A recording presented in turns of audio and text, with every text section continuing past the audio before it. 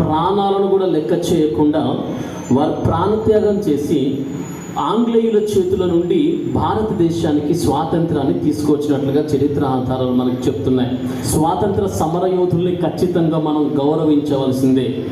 అందులో ఏ ఒక్కరిని కూడా తక్కువ చేసి మాట్లాడడానికి వీల్లేదు. నిజంగా వచ్చిందా మరి? ఇప్పుడు నిజంగా వచ్చిందా? ఒకప్పుడు ఒక బ్రిటిష్ వాడు భారతీయులు దోచుకున్నాడు.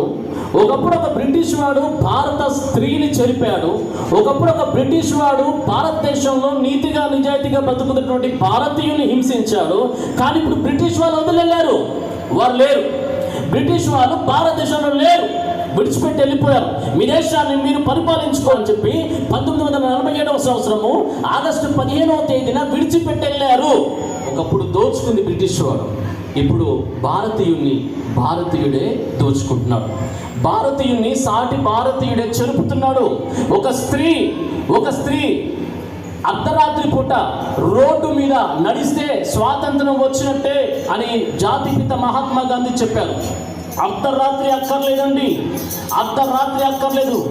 దిన్ దహాడ్ అంటే హిందీలో పట్ట పగలే 3 సంవత్సరాల అమ్మాయిని, వింటున్నారన్నమాట, 3 సంవత్సరాల అమ్మాయిని కూడా వదలనటువంటి క్రూర మృగాలు భారతదేశంలో తయారైపోయారు.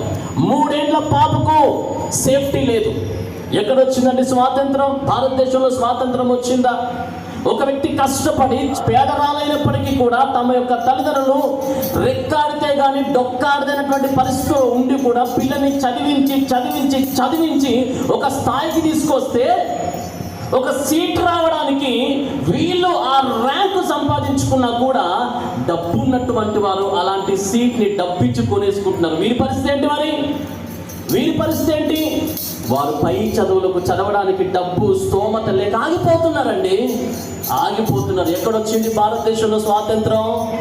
ఏ విషయంలో వచ్చింది? బ్రిటిష్ వాళ్ళు వెళ్ళిపోతే వచ్చినట్టేనా? లేదు, భారతీయుడే బాధిస్తున్నాం.